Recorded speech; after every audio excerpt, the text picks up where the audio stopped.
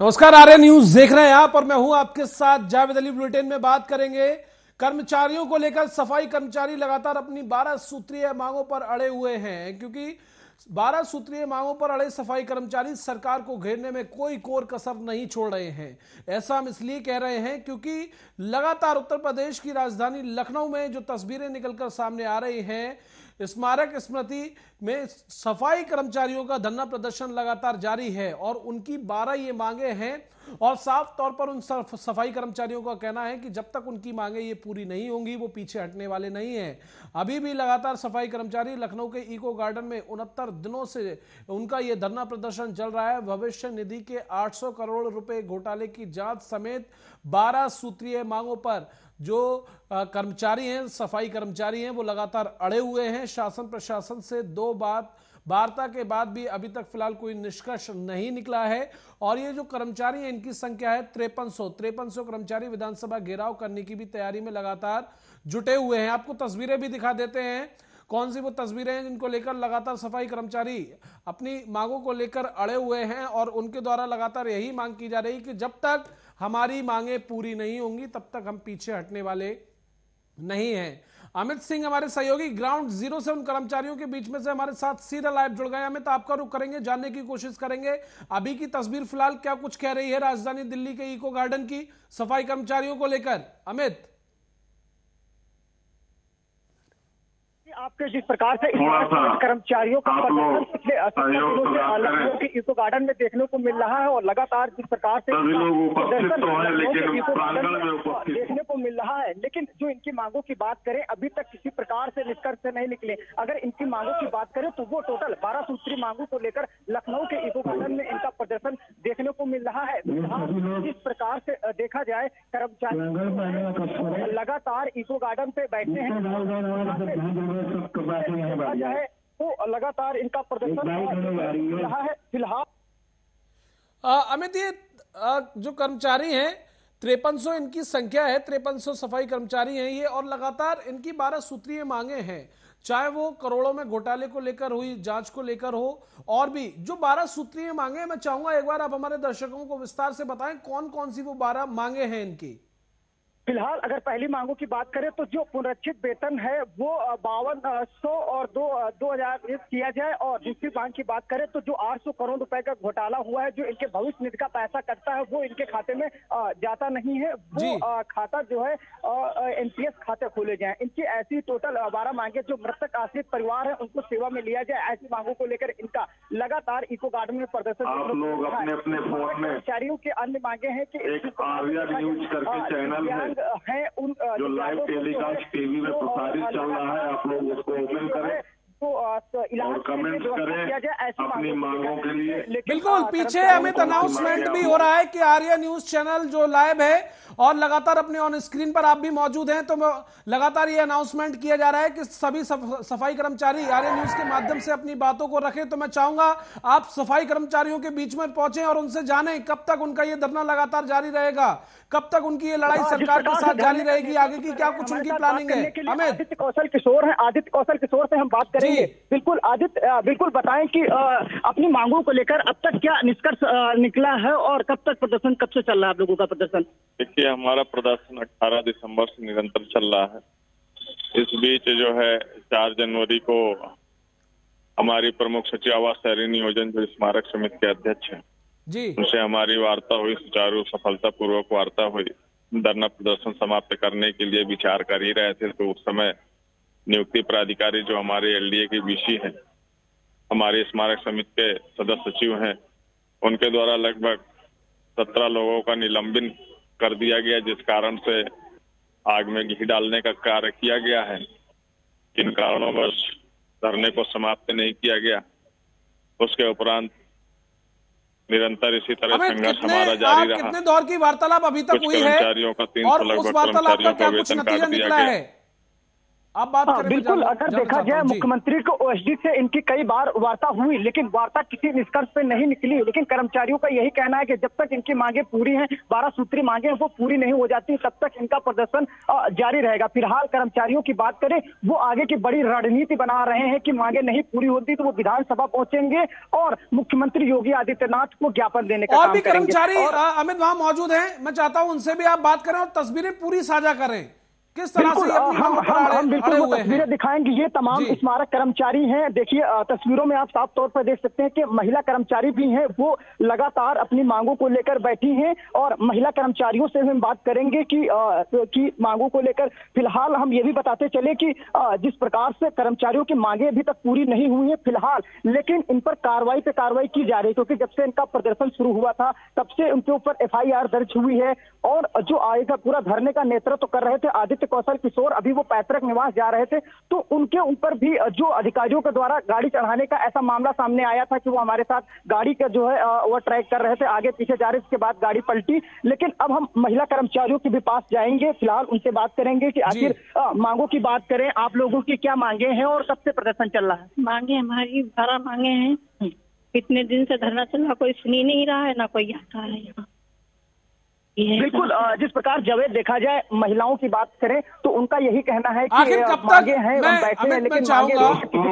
मैं चाहूंगा कि आप और बात करें, हम और भी महिलाओं के पास जाएंगे और ये जाने आखिर कब तक ये धरना प्रदर्शन जारी रहेगा। आखिर सरकार ने आगे की डेट क्या दी है बातचीत को लेकर? क्या कुछ सरकार के द्वारा संज्ञान लिया गया है? क्या कुछ आश्वासन फिलहाल दिया गया है? ताजा अपडेट की अगर बात करें, और विधानसभा घेराव करने की भी इनके द्वारा बात की जा रही है, उसको लेकर क्या कुछ इनकी तैयारी है? क्या कुछ इनके द्वारा रणनीति बनाई जा रही है? उस पर लेकर भी आप बात करें। है कि अगर इनकी मांगे अगर नहीं पूरी होती है तो वो विधानसभा पहुंचेंगे और मुख्यमंत्री योगी आदित्यनाथ को ज्ञापन देने का काम करेंगे, ताकि मुख्यमंत्री योगी आदित्यनाथ इसका संज्ञान ले। क्योंकि इनका जो भविष्य निधि का पैसा कटता है वो अब तक 2012 से कट रहा है, 800 करोड़ से अधिक हो चुका है, लेकिन किसी भी प्रकार से इनके खाते में नहीं पहुंचता। जो इनके NPS खाते हैं वो भी अब तक नहीं खोले गए हैं। तो इनका यही कहना है कि खाते वो खोले जाए और उनके खातों में पैसा लगाया जाए। लेकिन जिस प्रकार से कर्मचारियों की बात करें तो अभी 1 साल पहले इनका जो भविष्य निधि का पैसा कटता है वो कटकर जो है, क्योंकि कोई नोएडा में फिल्म सिटी है उस पर ट्रांसफर हो गया था। लेकिन कर्मचारियों ने जिसके पहले प्रदर्शन किया था, प्रदर्शन करने के बाद कर्मचारियों का पैसा फिर खाते में वापस हुआ। कर्मचारियों का ये बड़ा आरोप है कि ये पैसा उनके खाते में अधिकारी एक बैंक से दूसरे बैंक में इसलिए ट्रांसफर कर रहे हैं ताकि उसका अधिक से अधिक ब्याज मिल सके। क्योंकि अमित, चाहे कोविड आपदा का समय हो या फिर अन्य ऐसी परिस्थितियां हो, सफाई कर्मचारियों ने आगे बढ़कर हमेशा काम किया है और अपना पूरा योगदान दिया है। कोविड के समय में यही सफाई कर्मचारी थे जो मास्क और ग्लव्स पहनकर लगातार फ्रंट फुट पर सामने थे और लगातार मरीजों को लेकर पहुंचा भी रहे थे और जगह जगह सफाई अभियान भी चल रहा था। एक अलग अंदाज में लोगों के द्वारा काम किया गया, हालांकि केंद्र की सरकार के द्वारा इन्हें प्रोत्साहित भी किया गया। लेकिन आखिर क्यों अब इनकी मांगे नहीं मानी जा रही? जिस तरह से आपने बताया 800 करोड़ के घोटाले की भी जांच कराने की भी इनके द्वारा मांग की जा रही है और भी अन्य मांगे शामिल हैं। तो मैं चाहूंगा आप इनसे ये बात करें कि आप लोगों ने योगदान तो अपना पूरा दिया, तो आखिर सरकार क्यों आपकी बात नहीं मान रही? आगे की जो बातचीत है वो कब होगी? क्योंकि बेनतीजा जो 3 दौर की बातचीत थी उसका कोई निष्कर्ष नहीं निकला, तो आगे की बातचीत को लेकर सरकार ने क्या कुछ इनसे कहा है? क्या कुछ सरकार की तरफ से प्रतिक्रिया है? बिल्कुल जवेद, हम वो तस्वीरें दिखाएंगे, अन्य कर्मचारियों से बात करेंगे और कर्मचारी हमारे साथ बात करने के लिए हैं, क्योंकि लगातार मुख्यमंत्री से इनकी वार्ता होती है, लेकिन किसी प्रकार से निष्कर्ष नहीं निकलता है। हमारे साथ बात करने के लिए और भी कर्मचारी हैं, इनसे बात करेंगे। सर, जिस प्रकार से देखा जाए आप लोगों का 70 दिन से अधिक प्रदर्शन देखने को मिल रहा है, वार्ता होती सफल क्यों नहीं हो रही? मुख्यमंत्री क्यों आप लोगों की मांगे नहीं सुन रहे? दरअसल ऐसा कुछ भी नहीं है, क्योंकि उस दिन भी जो हम लोगों से वार्ता हुई वो एकदम सफल वार्ता थी, जिसमें हम लोगों को आश्वासन दिया गया कि आप लोग जाइए अपना धरना प्रदर्शन कीजिए शांतिपूर्वक, 2-4 दिनों में आपके शासनादेश निर्गत हो जाएंगे। क्योंकि इस समय मोदी जी का प्रोग्राम भी लगे थे और वो इन्वेस्टर समिट भी थी, जिस कारण विलंब हुआ है। संभवतः हो सकता है ये स्थितियां सही हों, अगर नहीं होते हैं तो इसके लिए और भी कठोर निर्णय लिए जा सकते हैं कर्मचारियों के द्वारा, जिसकी की सारी जिम्मेदारी शासन सत्ता की। फिलहाल मांगों की बात करें तो आपकी विस्तार पूर्वक मांगे बताएं क्या है? हमारी पुनरीक्षित वेतनमान, मृतक आश्रित, CPF खाता का जो 10% हम लोगों का शुरुआत से कट रहा था, वो पैसा लगभग भ्रष्टाचार की भेंट चढ़ चुका है। इस कारण ये लोग हमारा खाता भी नहीं खोल रहे हैं, जबकि हमारी नियमावली में स्पष्ट रूप से उल्लेखित है कि जिस दिन इन कर्मचारियों का ये 10% काटा जाएगा उतना ही अंशदान गवर्नमेंट भी यहाँ पे करेगी, क्योंकि नियोक्ता अंशदान और नियुक्त अंशदान दोनों को मिलाकर सीपीएफ बनता है। विधानसभा घेरने की तो भी वो बात पैसा इनके तो द्वारा काटा की जा रही है गया। विनीत, मैं चाहता हूँ आप पूछें। लेकिन उस पैसे का आंकड़ा किसी के पास नहीं। विधानसभा की बात करें तो विधानसभा कब घेरने की आप लोग तैयारी कर रहे हैं? दरअसल में वो तो कान योजना है, तो इसलिए उसे तो बताया नहीं जाएगा, क्योंकि किसी भी दिन जिस दिन कर्मचारी उग्र हुआ और अध्यक्ष जी का आदेश हुआ, बस उसी दिन आदमी पहुंच जाएगा। विनीत, आप पूछें, जिस तरह से ये बता रहे हैं कि हमें आश्वासन दिया गया है, जब आश्वासन दे दिया है तो आप क्यों धरना प्रदर्शन कर रहे हैं? अपने अपने घर जाइए। आप इन्होंने इतनी सॉफ्टली बात को रखा, आपको दिया कि अपने अपने घर क्यों नहीं जाते हैं? दरअसल आश्वासन तो मंडला आयुक्त महोदया जो हमारे यहाँ है लखनऊ की, मैडम रोशन जैकब जी, उनके कितना प्यारा आश्वासन कोई दे ही नहीं सकता। उन्हीं के, क्योंकि ईमानदार व्यक्तित्व है, जो बोलती हैं वो एकदम सही बोलती हैं, सटीक बोलती हैं।